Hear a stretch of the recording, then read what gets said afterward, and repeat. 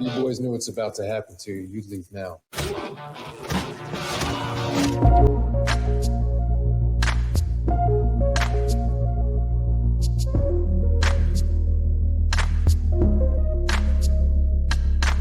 Some consider these traits to be toxic, such as undesirable in the men of today. We consider these traits such as these not only to be desirable, but to be appreciated and celebrated.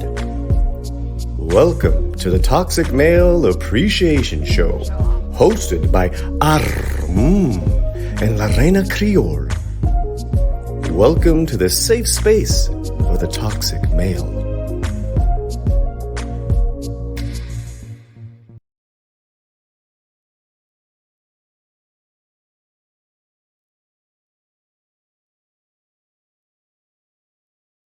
Well, hello, everyone, and welcome to my channel. I'm Lorena Creole, and of course, with me is my wing woman, her of positive fandom, and this, of course, is the Toxic Male Appreciation Show, where we appreciate you, toxic males, and these amazing actors who have played these quote unquote toxic males, aka those traditional masculinity traits that we love so much to see and hear and appreciate, of course. So, my dear, how are you doing today? I am doing great. I'm enjoying the last of the warm weather, more or less, here in New York. I got the windows open. This is actually the sea breeze coming in. That's why my hair is blowing in the wrong direction. But it is such a beautiful day today, Lorena. I'm just enjoying the day. Just happy to be here and happy to talk about another toxic male, Lorena. Oh, yes, absolutely. Absolutely. And this toxic male, I'm telling you, it's like, again, let's see, we were talking about Michael Caine last time. And he actually bumped William Shatner from last week. So we just had to, switch up a little bit. But so glad that we are finally getting a chance to talk about William Shatner. Yet another, let me refresh here. Yet another one of those guys who just, it feels like he's been around like forever.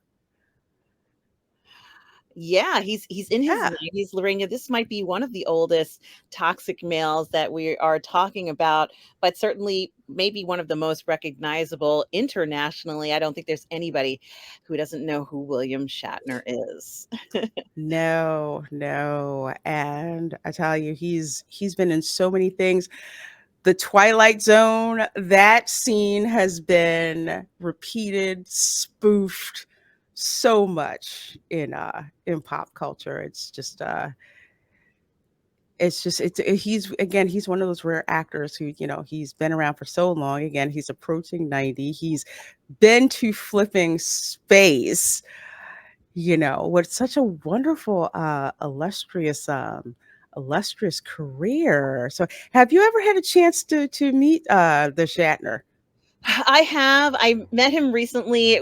Unfortunately, we had a partition between us, but I did get a chance to meet him and take a photograph with him. He's just absolutely wonderful, Lorena. I mean, I really, if there was no partition, I just would have given him the biggest, warmest hug and just hold on and just say, we just love you so much. But I wanted to see him before he did that rocket launch, the one where they go Yeah. outer limits, I guess, of our atmosphere. And I did, and he looked wonderful. He looked so good.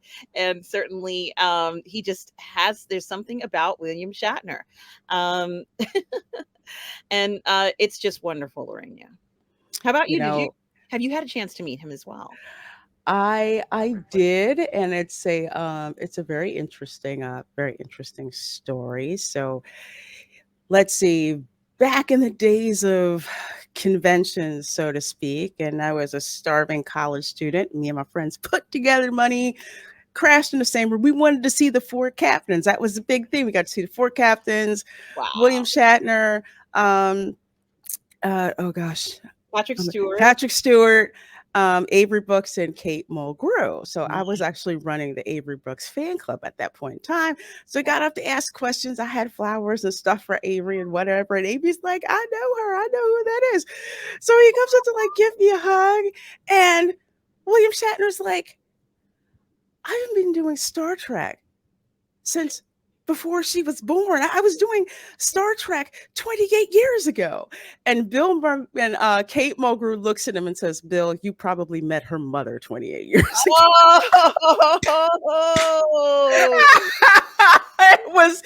It was such a funny. It's one of those moments I'm always gonna treasure, and just look for Patrick Stewart. Like, I have no idea what's going on here, but I'm glad I'm middle of it. But it was so funny. It was just a hilarious moment. So I'm always going to be thankful to William Shatner for providing that moment and giving my mother one of the biggest laughs, because the joke in my family is probably came very close to Mick Jagger possibly being the possibility he could have been my dad at one time. So yeah. My mom never explained that story. She never explained that story. I'm like, okay, all right. I'm not gonna ask any further about that one. But yeah, Shatner, I'm telling you, he is just, I mean, the epitome of pop culture. And back in the day, there was a time where he didn't really like, interacting with the fans. I think from a point of not really understanding. I guess he was more into his career at that time, which I can get, to the point where there was that skit on Saturday Night Live, which I thought was freaking hilarious, where he's like, get a life, get out of your mother's basement. It's a TV show, for crying out loud. But as his career has progressed through the years, there's always some callback back to him being, on Star Trek. But he has had such an amazing and illustrious career. And this line from the LA Times: William Shatner finds a good reason for his new biodoc, I don't have long to live. This makes me laugh because Walter Koenig put something on Twitter, said, come see me before I die at the convention. And we're just like, it's like we're laughing, but at the same time, we're just like, there really are not very many of them.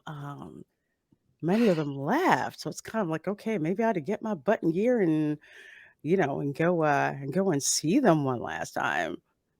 Absolutely, Lorena. And of course, they're well past their golden years now. We're talking about every day is a blessing. Certainly we want them to live forever, but we know that that's not a reality. Yeah. So, and of course he means it with this, I guess, just having a laugh at life, because he has done so much, and we always demand, well, at least I demand a lot more from him anyway. But, we just want him to produce and give us these different things that he does. He hasn't stopped being active. So, No. we've come to expect more and more and more from him, which is fine.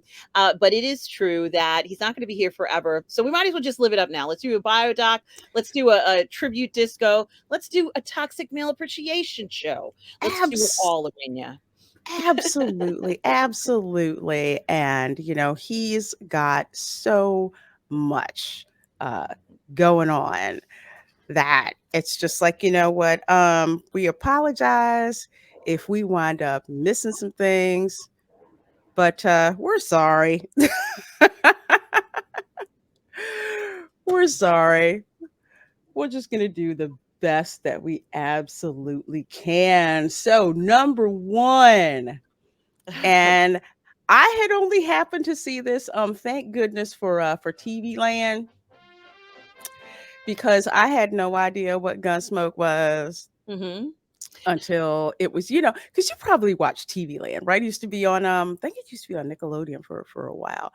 And they would have all of these like older shows. Like my favorite, Green Acres, they'd have Beverly Hillbillies, they'd have the Brady Bunch, just at that golden era of television. Absolutely, Lorena. And like Rawhide, what's the other one I like? The Rifleman. These westerns Mm-hmm. were a staple, and it seemed like everybody had to pay their dues being in these westerns. You were lucky if you had a starring role, but they were all good. I mean, they were scripted, decent shows of the West, very popular at that time. And then, of course, we saw these things in syndication. Of course, we weren't watching them at the time they first came out. These were on syndication for maybe 40 years, Lorena, 40 years, and probably still on now. WeTV, MyTV, all of those Mm-hmm. stations, cable, they're still going strong. And other, like the streaming companies are just copying that same formula of bringing in those old syndicated shows for even less, of course, and just rebroadcasting them because people love them. And, we see them over and over and over and over again because they're enjoyable to watch. Yeah, they really are. And there's so much rewatchability that happens, that happens with these shows. And if you just see it, the popularity, 297, I mean, and how old is this series? It just says something to just how um one, how much of a part of American pop culture it is. And from that era of television where it's just like the reruns never got old, which is why they did so well, in syndication. So I'm very thankful to cable channels like Nick at Night and then TV Land. And now, like you said, now we have streaming. So now, of course, it is available on Paramount Plus. And you know what? Get this stuff on physical media too. While you can. This is definitely a candidate series to get. And if you thought that was good, I did not Yes. know he was in The Fugitive. And how many times have we talked about The Fugitive? We talked a lot about it, of course. As you know, there was I guess this might be the original show of The Fugitive. Yes. And not only do they had the show, they had a movie, and then, of course, more Fugitive later, but this was an incredibly popular series at the time it came out. And I'm not surprised Shatner was on this because he's good. He's good in these parts where you'll need to pull in somebody in for a role or two. Hmm. And certainly that's not a surprise. I think there are probably very few shows from that era where he has not been on a popular show. This was an incredibly popular show in the 60s. Absolutely. So incredibly popular. I know I was surprised when Harrison Ford did the remake. And I'm just like, you mean this was a remake? It wasn't the original one, and then went back to watch the original one. My grandfather's like, yeah. Like, well, I didn't know, and then went back and watched it. I'm like, this is just absolutely amazing. And yet again, another iconic piece of movie history that William Shatner was in. Oh, yet another one for the DVD list. But wait, folks, there is more. You have here the man from Uncle. Oh my gosh, that's another classic. And in the tradition of these sleuths, I love the clothes and David McCallum passed I think maybe a few years ago. I Yeah. love the clothes, I love the style of this era. And just, that whole Eve, look at Eve Arden Oh my looking gosh. amazing in this. Yeah, just such a great series. I think this whole era is such a fun time for television and for series and sleuths and police. Just it was just such a great show, and a lot of people remember it very fondly. Yes, they do. I mean, so much so that again, this is another show that has been codified in pop culture. I mean, even I want to say even in the Minions movie and I think Despicable Me with the Evil Yeah. Villains League or whatever. I mean, this constantly gets spoofed. So I mean, again, popularity here on IMDb, 110 and how old, how old is this? I'm telling you, it's the pop culture references that keep it alive, and there's a reason why these classics are such classics and make such great callbacks. And fairly recently, Lorena, you and I were talking about this. They had an article where they were saying during the writer's strike, people were going back to these shows. And I think it's really funny because that might have been the last thing that many of us would think would have happened.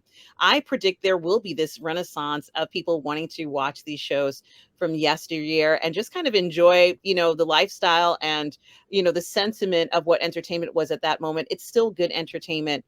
They want to Hmm. enjoy themselves, and maybe they don't want to be distracted with all of the messages and different things that are in modern uh you know television. So they're rejecting modernity. They're embracing these classic pop culture shows, as you said, Lorena, that really have influenced everything under the sun. Oh my gosh, yes. So much. And like you were saying, back to a time when not everyone had like a really, really nice TV. I mean, now it's just like, flat screens or, you get one, you get one, you get one or whatever. But it was a big deal. And people were trying to get away from the craziness that was going on in their life. And the one thing that they could count on was to sit down in front of the television and watch a television show that its only job to do was to entertain you and sell you stuff and, and entertain you and sell you stuff, and entertain you. And that's something, we really, uh, I'll be glad when they get back to it. They're starting to, but to get back to when that was when it's the norm and no longer the exception. So we go from the man from Uncle, and there's a reason why we're going through all of these that William Shatner has been in, to the Twilight Zone. Now, this was one of my favorite shows to watch in syndication. I would sit and I'd watch them with my grandfather. I would watch them when they would come on the Sci-Fi Channel when I'd be studying, and I'd have them. I'd have it on. Did you ever watch this in syndication, like the black and white Twilight Zone? Absolutely, Lorena, and you probably do remember this, depending upon where you live in the U.S. They seem to have like a Twilight Zone marathon on certain holidays, like July 4th. I noticed on certain Yes. channels, or Yes. so you do remember this, and you would just watch. You'd say, "Oh, let's watch this episode." It would just be like but it was also late night. It was kind of a late night show for some of the time. They had a Hmm. reprise show, of course, with Peel, who we just kind of saw just quickly where he did, and I think Cameron wrote for a few episodes as well for the newer Twilight Zone in the '80s. So it certainly was a very special kind of show that has a certain feeling to it, but that iconic is actually maybe one or two episodes. There's one Hmm. iconic one, of course, and I know that you know the one I'm talking. I love this one too. And Yeah. and there's another one where it's like a very unusual episode. He and his wife go into this diner, or girlfriend, and it's some kind of weird fortune telling booth. And it was a kind of an interesting episode. And the moral, of course, was, are you going to go by what this booth is telling you, or are you going to go out there and take chances and live your life? And I thought to myself, that is deep, for that era, for even today, where, everybody else's opinion is so important to people when you're not supposed to even be going by anybody else's opinion on your life. Do your life, live your life, what's right for you. And I think the Twilight Zone certainly was very introspective in an era that felt very kind of conservative, and you were not supposed to be too deep of a thinker. Hmm. Toe the line, follow what everyone else is doing. Not in the Twilight Zone. Not in the Twilight No. Zone, because you're stepping out of that conservative era into, this other world, and it was wonderful. It was absolutely wonderful. The twists were absolutely timeless. I mean, it was, like boom, your mind was blown with the twist that they did. It's like the first one, and I'll never forget it. And it's one of my favorites, besides the one where in a world of like ugliness, beauty is a curse. And there was that one, and the one with the librarian. Yes, and the who the broken world glass. would ended, and he's like, I can finally read all the books I want to read, and steps on his glasses. I'm Oh, like, whoa, yeah, oh, that's ah, really messed. It was really messed up. It's just like, there's never going to be a perfect time, and you never know what could happen. So you had that one, and that's then that of course, might be the most popular episode, isn't it, Lorena? The one with the glasses that you one with the mentioned, glasses. Yes, right? Mhm. yes, that one was because it was so. Because I believe he wanted to be alone. He wanted to be alone, and he wanted to just be able to read his books. And like, who hasn't had that feeling? Like, I just want to be able to do what I want to do without any interference from anybody else, and my life would be great. And turn out this guy, he thought his life was going to be great, and and so much to the point where he got careless. Yeah. But that was just between that one, and then of course the one with William Shatner with the oh my gosh, I keep On calling the it the airplane, goblin Lorena? on the airplane, where he keeps thinking he sees something in the wing of the airplane. That scene has been copied so much throughout popular culture, even in an episode of Treehouse of Horror on The Simpsons.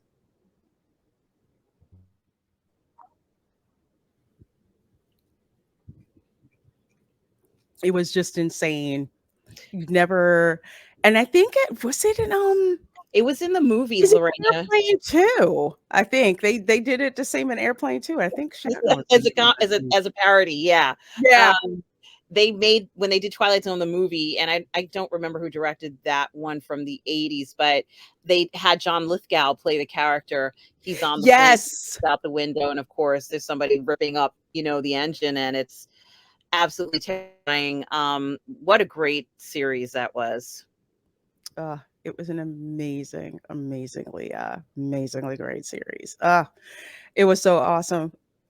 I remember seeing that with John Lithgow, Yes. and it was just crazy. I remember seeing that, and I was like, "Wow, this is so cool! This is so cool!" And then when I read in Starlog magazine, I think it was Starlog magazine. I think at the time. Sorry, my monitor is deciding it doesn't like me right now. I'm trying to figure out why that is. Okay. But anyway, long as you guys can still see me, It's I'll all good. I'll keep talking. So then, it's weird trying to do this. So anyway, I didn't know that William Shatner was in the episodes of Twilight Zone. I was Yeah, like, and Captain Kirk was in the Twilight Zone? Really? How it does it how did that work? was at least 2. I know it was the airplane one, and then there was the other one where the booth one, which was a little different, and I kind of thought it was very interesting. I'm like, "Oh my god, that's William Shatner," then you recognize them. Sometimes you've seen these episodes, and then later on you're like, "Oh my god, I know who that is." But he's just phenomenal in these, Lorena, and I loved it. There was one other episode I wanted to mention, and Mhm. what happened in the episode, it also had to do with beauty, and the episode was about a young girl who was being pressured to have an operation. Yes.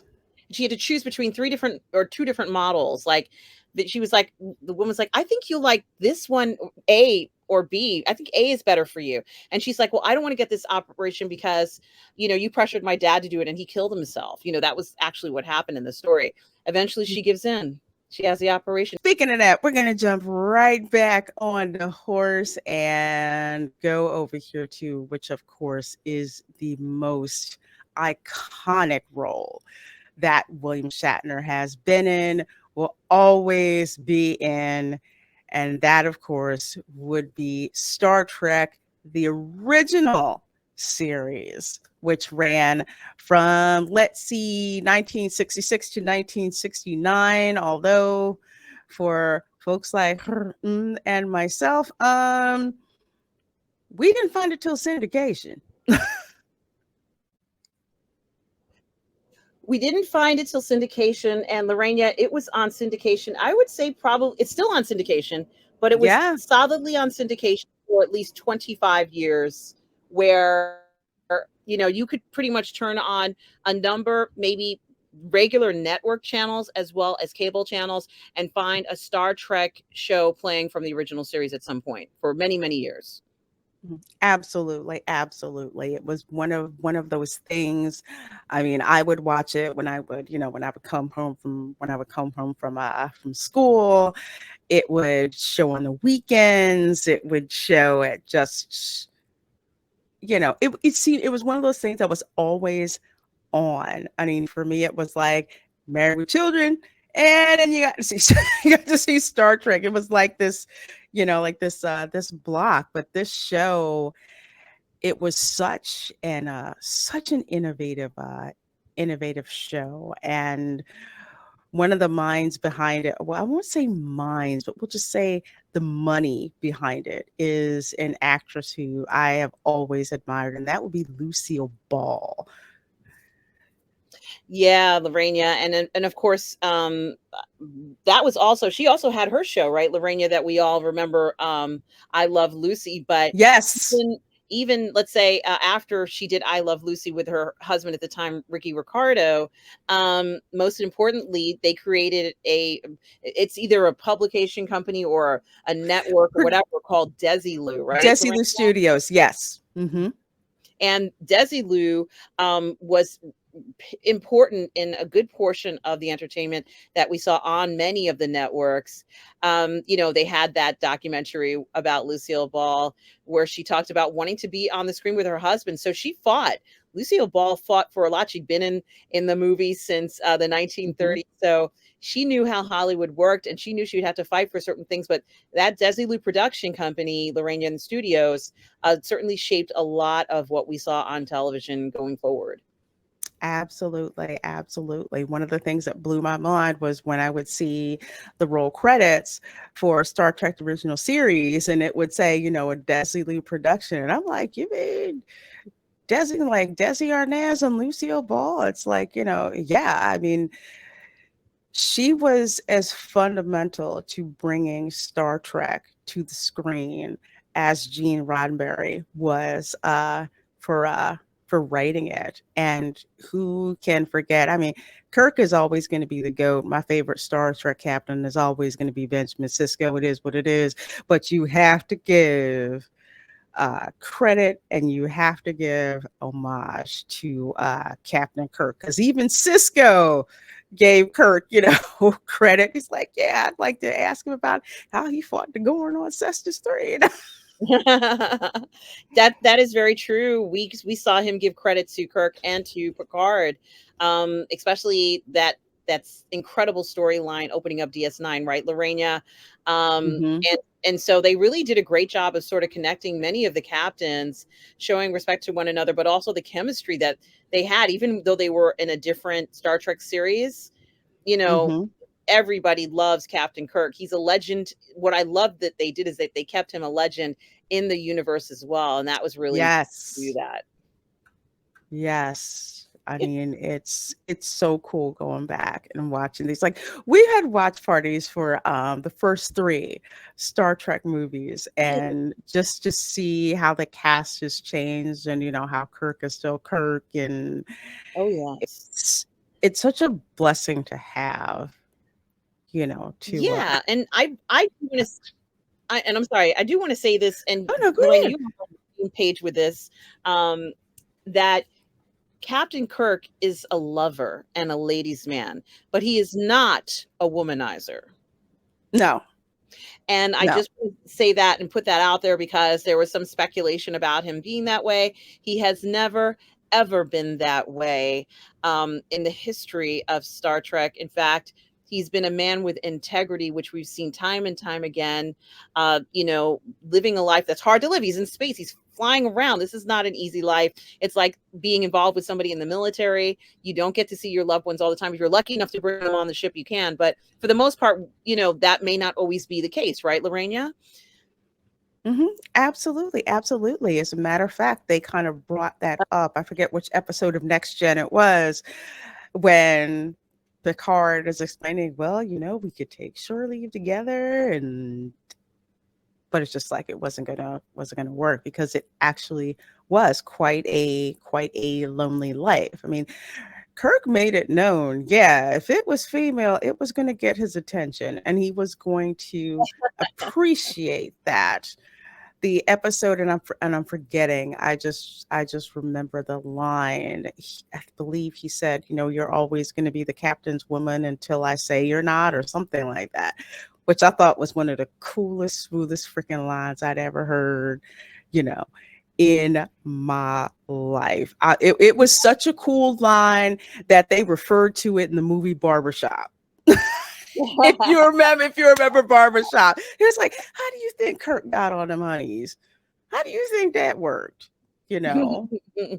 But I would agree with you. He was not a womanizer. I don't know where that comes from, or maybe it's because you have certain people, and of course we see this today, who for some reason see femininity as a threat, who somehow think that that's some kind of unfair advantage. Oh, well, this man is looking at you. He must be a womanizer. It's like, no, Kirk just appreciates looking at good looking women. And that was something for some reason, well, not some reason, but we know why. That was an obvious thing. Yeah, So and it was the swinging 60s, and this is true. you had Uhura on there with those ladies with the ultra mini skirts. You had I can't Hmm. just now Go boots. yes. All that good stuff. Lorena, Gene Roddenberry's wife, as well. What a fun time to celebrate life, and certainly science fiction had that appeal. This was an ideal society where everybody strived for excellence, and of course, you are going to have romance and love in it. And I love that William Shatner embodied a fun-loving, exciting person who was happy to be this toxic male, representing all the passion and love that a captain who is so attractive and so appealing would have. What a great toxic male, William Shatner and Captain Kirk. Absolutely. There's like a picture that I'm trying to find, which is the absolute epitome. There's so many. So I'm not sure if I can get into all of it. But everyone remembers the Orion slave girl, right? Which is probably one of the best role-playing games you can ever play. Uh, where she's all covered in this green paint, and she's doing this sensual dance and everything. And Kirk's just like, I see nothing but this chick right now. And I remember watching that as a kid, like, dang, she dressed up in green paint. I guess Kirk likes green chicks, huh? Okay. Well, he certainly had excellent chemistry with Uhura on the set as well, and Yes. he pretty much was a charmer. And I don't think this necessarily was the easiest role to become a charmer, because they're it's very conservative in the sense that they have to follow commands, and that Hmm. everything has to be done in a certain way. So how do you break out of that? How do you get that charisma and personality in a character? And he just did it so perfectly that people still copy it, and it's been parodied, and just everything about this character really started the fandom, as you say, Lorena, in a sense, on regular television, a fandom that is still very strong and going strong today, really a billion-dollar industry, multi-billion-dollar industry. Absolutely. Absolutely. And to move on to some more things that William Shatner has been in. Of course, there was Tech War. I remember Tech War. Here, I just need to share my screen. I remember seeing this. I do believe he I want to say co-wrote, but I remember that this was like a group of novels that William Shatner had written. So the movie, I don't remember much about it, but it was a very big deal because it was like post Star Trek, and he contributed to writing it. So have you ever seen this one? I don't think I have, Lorena. I have to go back in the archives and see. I don't believe I've seen it. Yeah, this was one of those things like way, way, way in the archives. I know there's some people had watched it. Some friends of mine have watched it. They thought it was cool. It's like it was William Shatner. What the heck? We're gonna go ahead and watch it. But I remember William Shatner being very proud of writing or contributing to writing, because he had a group of writers with this particular series. So this may be something that we're gonna have to wind up hunting down to check out, because I don't see where you can see it. Maybe it's on DVD. I hope it is. So those of you who are watching, if you have seen the Tech War movie, let us know how you liked it. So we're gonna bounce on over to, and we talked about this film last week, Miss Congeniality. William Shatner in this movie. Oh my gosh, he was so darn funny. 8 double tall lattes, 1 with no foam. I love that. Let's see, where was he? Yes, he was Stan Fields. Stan Fields, and there's Stan right there. And I love it when Candace Bergen's character was yelling at him. Oh, it's so funny. It is so funny. He, at this time, this is during the era, and it is very interesting because, of course, during this whole era, he is also making many of the Star Trek films that you and I love, Lorena, that we've been watching on your channel in live streams, Star Trek's 1, 2, and 3. Let's say, for all practical purposes, around the same time, and I think it was Contact was maybe the last one he was in, but he's so fantastic here. And yes, we did talk about this before. He was wonderful in this. They had so many great character actors, and certainly he did add a lot to the film, being in it. I enjoyed it a lot, and of course, it was, as we said, the launch of Bullock's career as well. So, yeah. He was great in this. He was so funny. I mean, if you want to talk about, let's say, the epitome of William Shatner's acting, when Gracie Lou Sandra Bullock's character, when she's trying to get the crown away from the girl who she become friends with, the crown was on her head, and she's trying to get the crown, and they're all fighting and everything, and William Shatner, he's still singing the theme song without missing a beat whatsoever. That is one of the funniest scenes that I've ever seen. It's just he was so great in this. I loved him in this, even though it's like I'd seen, films of him in syndication, had seen him in a couple of the Star Trek films. Miss Congeniality was the first film where I did not see him as Captain Kirk. And that's not a bad thing at all. It was just like, he was just this whole nother character that I just could not get enough of watching, because I just thought that he was just so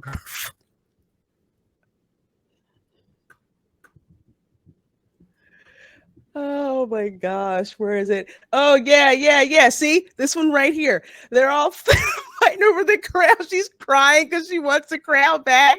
And there he is, and he's still trying to keep singing. I love it. I love it. Nothing's a performance. And certainly we've seen this scene in so many real life pageants. Certainly, like the crown doesn't make you the pageant winner, but they're like, I gotta have it. It's gotta be I love it. I just love movies like this. And I can see him in the back screen. They got him up there still belting away. I know. Oh my gosh, it's so darn funny. Well, William Shatner was in another film that is yet another one of my favorites. There's no picture of him over here, but Dodgeball. Have you seen this movie? Yes, of course. It was fantastic. This is a classic film. Yeah, this is a great film. Yeah, yeah, Dodgeball. This is a classic. I think such a different era, and of course, just it was just so much. It was just funny. It was meant to be a comedy, and it's hilarious. So, I love Ben Stiller in this. Ben Stiller was hilarious in it. Vince Vaughn was in it. William Shatner, I think he played the dodgeball ref, if I remember correctly. Yet again, another role where William Shatner does the cameo in, but he's so darn funny. In it, Really it was, yeah. This movie was absolutely. It was funny on so many darn levels. And I want to say this was also kind of like the era of films where you had I call it like the Saturday Night Live crew, like Ben Stiller, like Adam Sandler, where they were going back and getting some of these, these actors that they'd grown up watching and dropping them in these films as cameos. Like case in point, Bob Barker in Happy Gilmore, and Adam Sandler's fighting Bob Barker. This was that era of films where people who had grown up with with their heroes, and they're just like, will he be in my film if I ask him?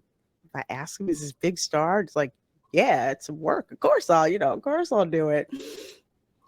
absolutely, Lorena, and certainly I don't know how many credits William Shatner has on his IMDb, but it's probably close to 200, right? Over 200. Some that are just like, wow, and some that are just like, I don't know what to think about this. I'm like, is this for real? Well, William Shatner is on that cover. I don't care. If any of you have seen this, Lil Pimp, the story of a boy who found true friendship on the playground of life. Aww. oh, this is too funny. I had not heard of this. I've never heard of it either. Haven't Oh heard my of gosh. it, and I want to watch it. I totally want to watch this. First of all, Bernie Mac's voice is in this. God rest his soul, Bernie Mac, who was absolutely freaking funny. And He I'm was just a like, great entertainer. I think it's terrible that he passed away. But boy, he was funny.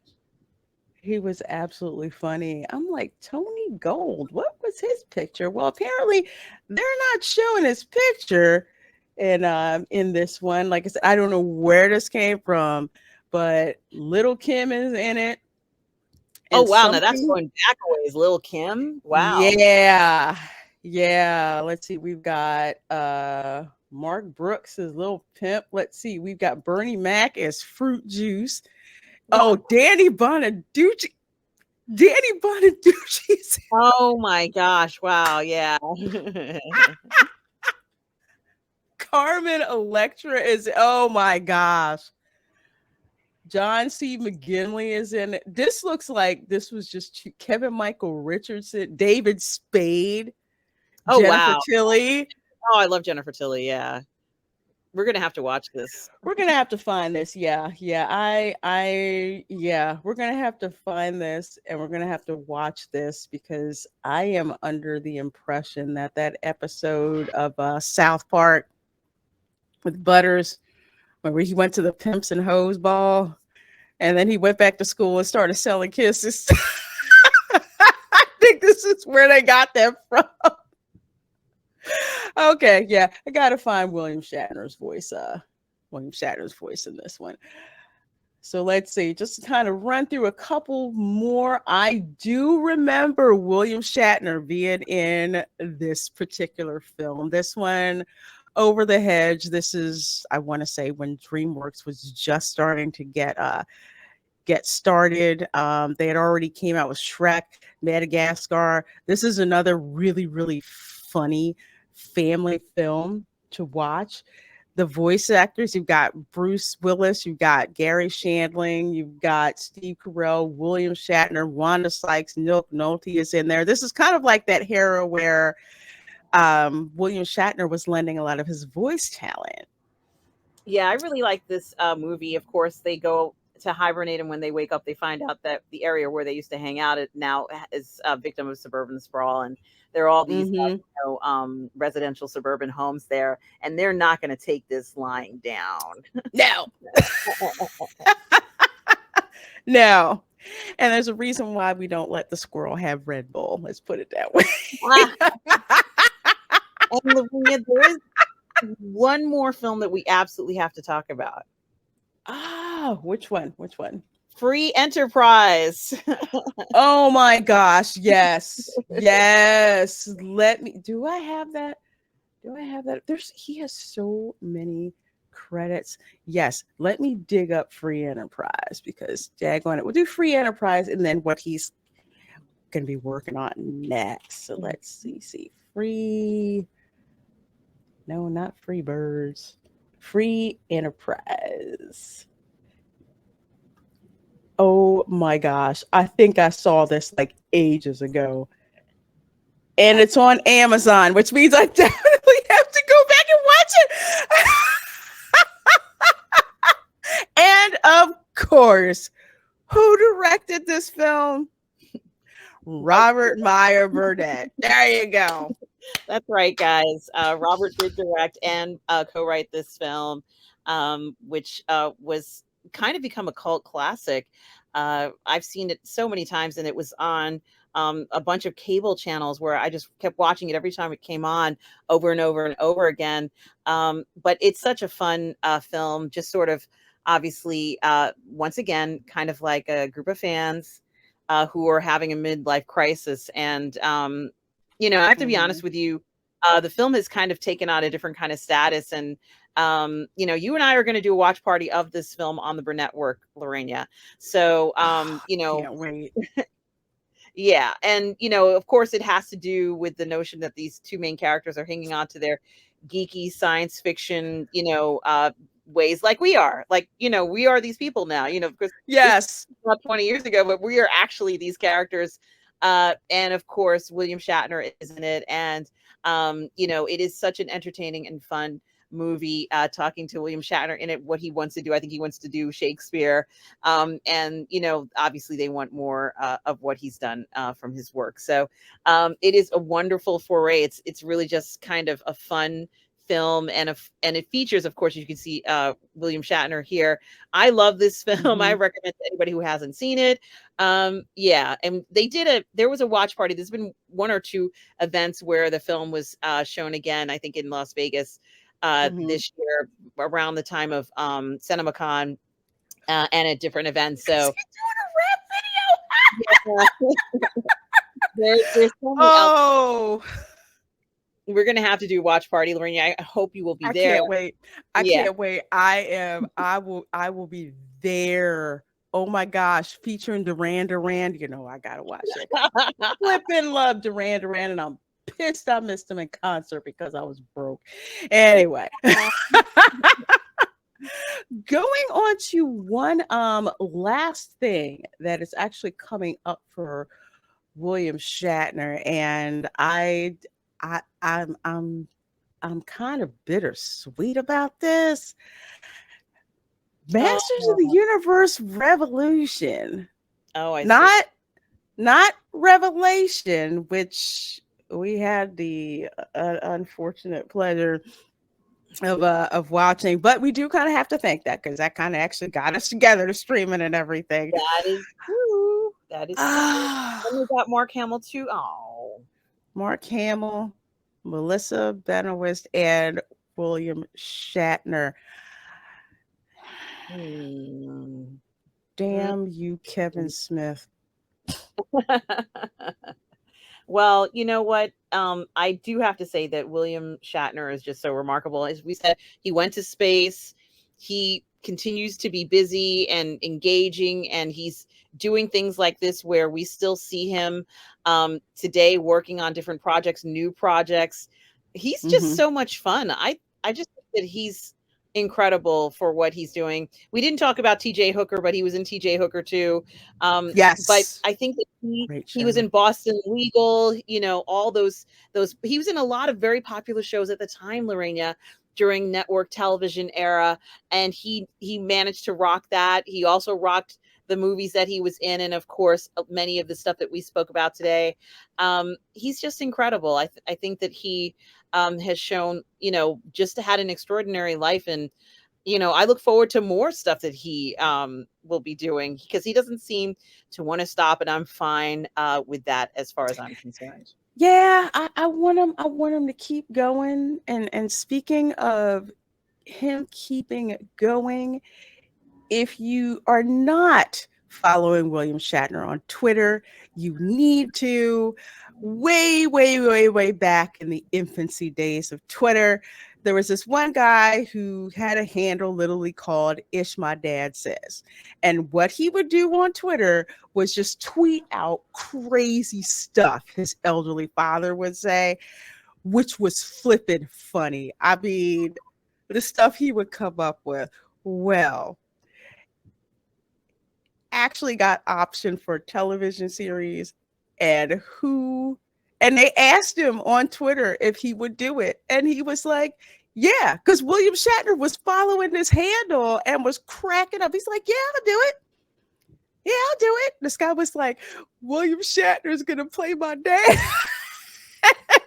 Oh, it's so much fun. So much fun. The show didn't do very well, but it was just so much fun as another example of someone who grew up idolizing William Shatner, got a chance to do something on television with just something that he came up with, on Twitter. And you have this heavyweight William Shatner who's like, yeah, I'll do it because I flippin' love reading your tweets. And William Shatner is amazing on Twitter. I follow him. I'm pretty sure you follow him as well. And it was just a joy following him, especially when he went up into space. I mean, oh wow, that was just so wonderful. And like he just was so honest about everything. I remember when he was climbing the stairs to go up to the rocket, and it was like a shitload of stairs. It was like, and I was like, and he was like, that's a lot of stairs. And I'm like, you guys made him walk up the stairs? He's 90. Like, it was just really funny. And I just love the thought of him going into space and his reaction and how he thinks about things. And he really is just amazing, and we're enjoying all of this stuff with him. He's just incredible. He's incredible. It's almost like, the grandparent you don't want to ever die, even though eventually it's going to happen. But until it does, it's like, what are we doing today? What are we doing today? What cool stuff are you doing, today? And, he just lives to entertain. Both of us are grateful that we've gotten a chance, to meet him and to be able to tell people what it was like, to meet him, and the way that he's shared his personality at large with being, on social media. And he's as comfortable on social media interacting with us young whippersnappers as he was, appearing on Star Trek, the original series, and so many iconic roles before and after. After then, I tell you, we're probably going to have a part 2 eventually with some of these folks, especially William Shatner, because he's done so much, including things we didn't know, like Little Pimp. That's going to be interesting. Oh my gosh, he's great. He's great. He truly is. He truly is. So, folks, you have to let us know in the comments. what's your favorite thing that William Shatner has been in? Yeah, we know Star Trek. All right, pick pick something else a little different if you want. If you want, let us know. What's your favorite thing that William Shatner has been in? Because we would love to hear from you. So, folks, make sure you're subscribed to of Positive Fandom and the Burn Network. You can find both of us on the Burn Network on Mondays at 6 p.m. for Ladies of the PGS. Is obviously on my channel for Toxic Male Appreciation for various watch parties, which are going to actually start airing very soon. Everything from like anime to science fiction to horror science fiction, just so much stuff. I love streaming with her, and you know, I love being here. Well, I love having you here, my dear. So, folks, you have to go and subscribe to her. Make sure, of course, that you're subscribed to me. Everyone, take care. And, of course, we will see you next time. Bye.